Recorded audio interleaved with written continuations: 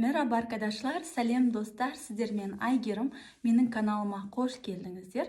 Бүгін сіздермен түрік тілінде бастапқы деңгей сабақтарын ары қарай жалғастырамыз. Бүгін бізде тақырыптық сабақ. Сабағымыздың тақырыбы бош заманларым. Қазір сіздермен бірге түркше мәтін оқитын боламыз, және де сол мәтін бойынша жұмыс жасайтын боламыз. Ендеше бастайық. Бош заманларым, ең алдымен бош заман деген не деген сөз? Бош деген бос деген сөз. Заман деген уақыт, яғни менің бос уақыттарым.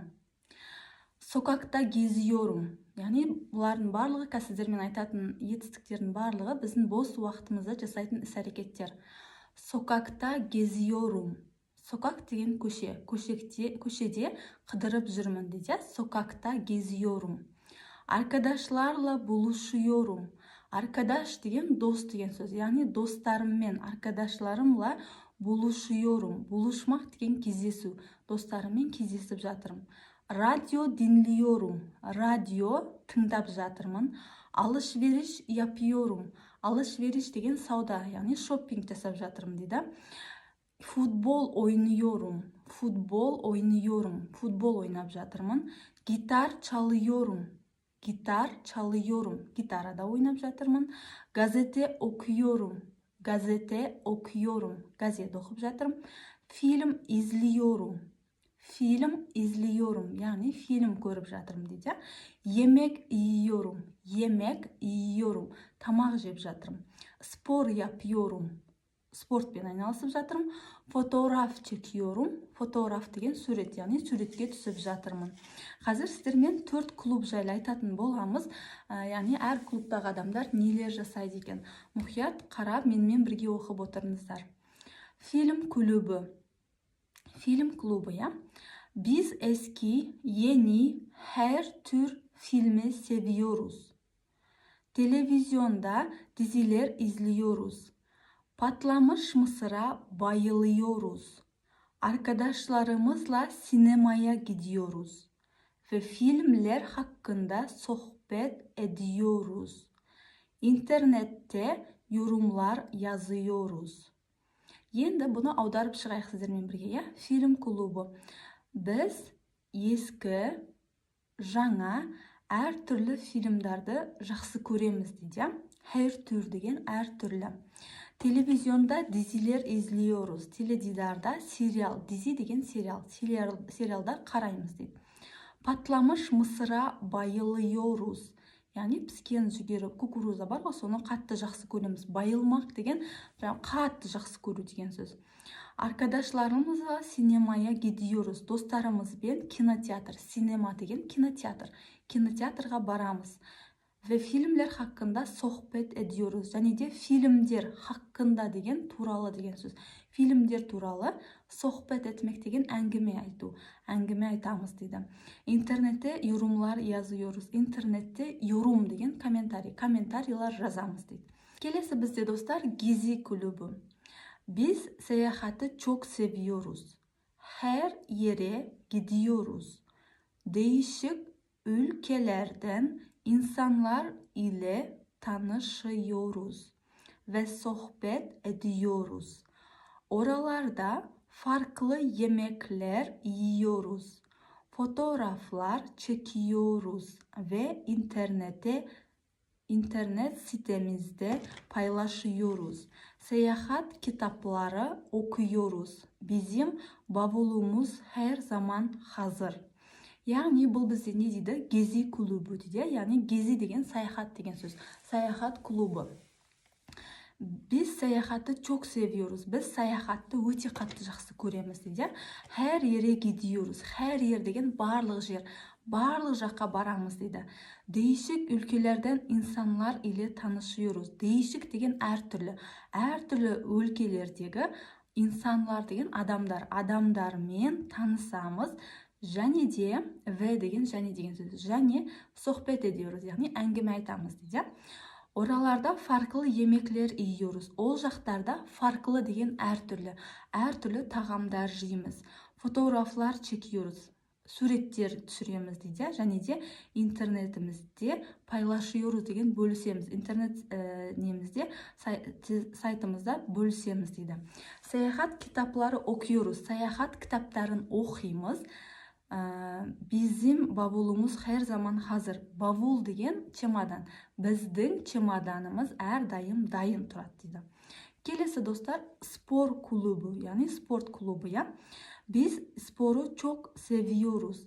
Hepimiz birçok sporu yapıyoruz. Biz her gün tenis oynuyoruz, koşuyoruz, yüzüyoruz.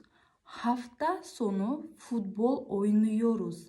Ayrıca maçlara gidiyoruz veya maçları televizyonda izliyoruz. Biz sağlıklı besleniyoruz. Çok sebze ve meyve yiyoruz. Her gün 2-3 litre su içiyoruz. Яғни спорт клубы дейді. Бұл жақтағы адамдар не істейді екен? Біз спортты қатты жақсы көреміз дейді. Hepimiz birçok sporu yapıyoruz. Барлығымыз birçok деген бірнеше спортпен айналысамыз дейді. Біз her gün tenis oynuyoruz. Біз күніге, her gün деген күніге деген сөз. Біз күніге теннис ойнаймыз, жүгіреміз, жүземіз дейді. Апта соны деген апта соны, яғни сенбі, жексенбі күндері, ya. Апта соны футбол ойнаймыз дейді. Ayrıca maçlara gidiyoruz. Және де maçtарға барамыз дейді. Veya maçları televizyonda izliyoruz. Немесе maçtарды телевизордан көреміз дейді. Biz sağlıklı besleniyoruz. Sağlıklı деген пайдалы қоректенеміз дейді. Тамақтар жейміз дейді. Çok sebze ve meyve yiyoruz. Sebze деген көкөніс және жеміс-жидектер жейміз дейді. Көп. Her gün 2-3 litre su içiyoruz. Күніге, her gün деген күніге 2-3 литр су ішеміз дейді. Келесі, пижама терлік телевизион клубы. Яғни пижама аяқ киім теледидар клубы дейді. Biz hiçbir şey yapmıyoruz. Boş zamanlarımızda sadece koltuğa uzanıyoruz, dinleniyoruz. Bol bol uyuyoruz. İşten, dersten, spordan nefret ediyoruz. Her akşam 4-5 saat televizyon izliyoruz. İnternete giriyoruz, arkadaşlarımızla sohbet ediyoruz. Kitap, gazete okumuyoruz. Sadece arada sırada dergilere bakıyoruz. Tabii bunlar eğlenceli dergiler. Bunu da audarıp көрейік, ya dostlar. Biz hiçbir şey yapmıyoruz. Biz hiçbir şey деген еш нәрсе деген сөз. Biz еш нәрсе істемейміз дейді. Boş zamanlarımızda, boş уақытымызда sadece тек қана диванда жатамыз, демаламыз дейді. Dinleniyoruz деген демаламыз деген сөз. Bol uyuyoruz. Bol молынан ұйықтаймыз дейді. İşten, dersten, spordan nefret ediyoruz. Жұмыстан, сабақтан, спортты жек көреміз. Nefret etmek деген достар, жек көру деген сөз. Her akşam 4-5 saat televizyon izliyoruz. Her akşam, әр кешке 4-5 saat теледидар қараймыз дейді. Интернетке кіреміз, достарымызбен sohbet ediyoruz деген әңгіме айтамыз дейді. Kitap, gazet оқымаймыз дейді. Тек қана анда-санда журналдарға қараймыз дейді. Әрине бұларда таби деген әрине деген сөз. Әрине бұлар eğlenceli деген көңілді журналдарға қараймыз дейді. Енді достар, сіздермен бүгінгі сабағымызда оқитын мәтініміз осы. Енді осы мәтінге байланысты жұмыс жасайтын боламыз. Мен қазір 2 жаттығу беремін. Бірінші жаттығуда достар не істеу керек? Мына жақта бос жерлерді мәтінге сай толтыру керек. Мен мәтіннің презентациясын осы видеоның астына сіздерге документ түрінде сілтемесін қойып қоямын. Сол жақтан өтіп, мәтінмен қарап, тағы да өздеріңіз оқысаңыздар болады. Біріншісінде Gezi kulübündeki insanlar değişik insanlar ile tanışıyor. Яғни мәтінге қараймыз да, мына жерде бос орындарды соған сәйкес толтырып шығамыз. Екінші жаттығуда достар, мына жерде әр түрлі сөйлемдер бар, ya. Бұл сөйлемдердің қайсысын, біз жаңа оқыған мәтінде қай клубтағы адамдар сөйлеп жатыр, соны қасына жазып қоямыз. Мысалы, біріншісі, ben her gün sebze ve meyve yiyorum. Яғни күніге мен көкөніс пен жеміс-жидек жеймін деп қай клуб айтып еді? Бізде спор клубы, ya. Қасына жазып қоямыз, спор клубы деп. Осылайша достар, бүгінгі сабақтың тапсырмаларын орындап, төменгі комментарий бөліміне өзіңіздің орындаған тапсырмаңызды жазып өтсеңіз, мен міндетті түрде тексеріп сізге кері байланыс беретін боламын. Достар, сонымен қатар менің каналымда түрікше сабақтар, яғни бастапқы деңгейдің барлық сабақтарын қарай аласыздар. Ол жақта сабақтар рет-ретімен қойылған, сондықтан да егер де түрікше үйренем десеңіз, әрі тегін үйренем десеңіз, менің сабақтарыма қарап жүйелі түрде үйренсеңіз болады. Барлықтарыңызға қайырлы күн достар. Келесі кездескенше сау болыңыздар.